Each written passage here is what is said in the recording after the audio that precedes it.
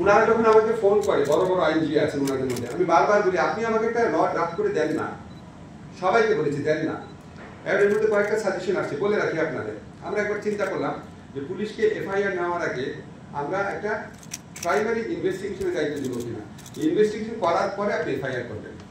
তখন যখন আমরা গোল টেবিল বৈঠক করলাম বিভিন্ন এক্সপার্টদের নিয়ে, তখন অনেক এক্সপার্ট আমাকে বললো আপনি তো ভাই পুলিশের 2 বার হ্যারাস করার সুযোগ দিয়ে দিচ্ছেন।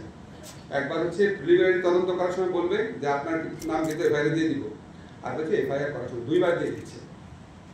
আরেকবার বললাম যে আমরা শুধুমাত্র কিছু কিছু মামলার ক্ষেত্রে একটা জটিল বিধান করবো কিনা যাতে প্রাইমারি স্ক্রিনিং হয়, তখন বলেন কনস্টিটিউশন বিরোধী হবে।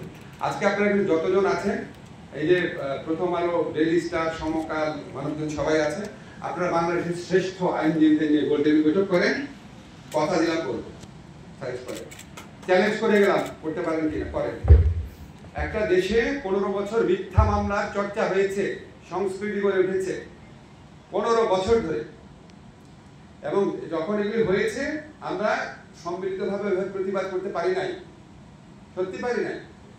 এখন এই জিনিসটা আমি সবসময় বলি যে যখন আপনার একটা দেশে অ্যানার্কি হয়, এটা ব্রিটস অ্যানার্কি, একটা মিসরুলের ব্যাকলেশ থেকে যায় অনেক বছর যাবত। আমাদের সরকার, মাহফুজ ভাই কারেক্টলি বলেছে, আমরা কেউ মামলা দিয়েছি। আপনি আজকে ফেসবুক খুলে দেখেন আমার সম্পর্কে কতগুলা জঘন্য ভয়াবহ রিপোর্ট পাবেন, জঘন্যতম রিপোর্ট পাবেন। আমার স্ত্রীকে আমেরিকা পাঠিয়ে দিয়েছি 4 বার, সেটাকে আমেরিকা সেল করেছি, 4 বার এরকম রিপোর্ট আসছে। আমরা কি মামলা করেছি কখনো? আমরা ডিজিটাল সিকিউরিটি অ্যাক্টের সমস্ত মামলা রহিত করেছি, চেঞ্জ করেছি, সরকারের থেকে যা করার করছি। আপনি যদি বলেন নিয়মিত 1 সপ্তাহ পর আমি হুঁকাই দেবো, মিথ্যা মামলা কিন্তু ছাড় নাই, আপনি দেখেন কোনো লাভ হয় কিনা। এটা একটা ব্যাধির মতো ছড়িয়ে পড়ে, আপনারা মুক্তিযুদ্ধ পরবর্তীকালে বাংলাদেশে দেখেছেন, সাথে সাথে সবকিছু শৃঙ্খলার মধ্যে আনা যায় না। আমার মনে আছে আমরা আওয়ামী লীগ আমরা যখন বলতাম, আমি নিজেও বলতাম যে আওয়ামী লীগের জনরোষের মধ্যে আওয়ামী লীগের পতন হবে, পৃথিবীর কেউ ঠেকাতে পারবে না, লক্ষ লক্ষ আওয়ামী লীগের লোককে মেরে ফেলবে, বলতাম না আমরা ভয় পেয়ে বলতাম না। কাজে আমরা তো জানতাম যে এরকম একটা পরিস্থিতিতে, এরকম একটা খুনি একটা সরকারের পতনের পরে মানুষের সাইকিস নর্মাল থাকে না, সবকিছু নিয়ন্ত্রণ করা যায় না। তারপরেও এটা মানে এটা না যে মিথ্যা মামলাকে আমরা এনকারেজ করি, আমরা প্রচন্ড ভাষায় নিন্দা করতে চাই। যারা মিথ্যা মামলা করে তারা শেখ হাসিনার পর্যায়ে ভুক্ত, to some extent. Sheikh Hasina মিথ্যা মামলা করতো, আমি শেখ হাসিনাকে সরালাম, শেখ হাসিনার যে ভাইসেসগুলো আছে, খারাপ জিনিসগুলো আছে, সেগুলি ইন্টারনালাইজ করার জন্য মিথ্যা মামলাকারীদের প্রতি প্রশ্ন আমার থাকলো, ধিক্কার থাকলো। আমাদের পুলিশকে কঠোরভাবে নির্দেশ দেওয়া আছে যে সাবস্ট্যান্টিভ প্রুফ না দিলে কাউকে গ্রেফতার করবেন না। 266 জনের বিরুদ্ধে মামলা হয়েছে, কয়জন গ্রেফতার হয়েছে? 10 জন হয়েছে আমার সন্দেহ। এই ভালো দিকটা দেখবেন না। মাহফুজ ভাই বললো যে মামলা করার কারণে সাংবাদিকরা দ্রুত সন্ত্রস্ত, ঠিক মতো সাংবাদিকতা করতে পারছে না। আমি যে 15 বছরে রাষ্ট্রদ্রোহিত মামলা, যাতে মৃত্যুদণ্ড হয়, contempt of court, digital security act, সব মামলা খেয়েছি। মাহফুজ ভাইরা তো সবাই মামলা খেয়ে, এখানে এগুলোর মধ্যে কেউ আছে যে মামলা খান নাই?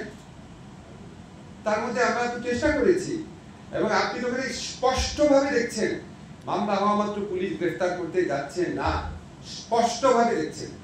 বললাম 266 জনের মধ্যে বড় 10 জন সাংবাদিক গ্রেফতার হয়েছে। হঠাৎ করে আমরা একটা র্যাডিক্যাল চেঞ্জ আশা করতে পারি না, আশা করতে পারি হয়তো, বাস্তবায়ন করতে পারি না। আমাদের প্রচন্ড দুঃখ লাগে কিছু কিছু ক্ষেত্রে, ধরেন এরকম মামলা হচ্ছে, এরকম লোক সাফার হচ্ছে, খুবই কষ্ট লাগে। আমার বন্ধু বান্ধব একটা ভিক্টিম হচ্ছে না, আমার পরিচিত লোকের ভিক্টিম হচ্ছে না, যখন আমাকে লিখে অনেক সময় এত খারাপ লাগে যে মনে হয় যে কিছুই তো করতে পারছি না। তারপর চেষ্টা করি। আমরা সবাই মিথ্যা মামলা নিয়ে, হয়রানিমূলক মামলা নিয়ে আমরা সরকারি সবাই বিব্রত, কিন্তু আমরা বারবার চেষ্টা করছি। এবং সবার প্রতি আহ্বান হলো, যে সাজেশন দিবে, লিগাল অ্যামেন্ডমেন্ট দরকার, কি করা দরকার বলেন, আমরা করবো। আমরা চেষ্টা করছি, তাও কনসাল্ট করার চেষ্টা করছি। আর যারা মিথ্যা মামলা করছেন, একসঙ্গে প্রমাণিত হবে মিথ্যা মামলা, হয়তো টাইম লাগবে। যে সরকারি আসুক না কেন, আমরা আশা করবো, বা আমরাও যদি থাকি ওই সময় পর্যন্ত, এর মধ্যে যদি মিথ্যা মামলা প্রমাণিত হয়, অবশ্যই আমরা ব্যবস্থা নিব।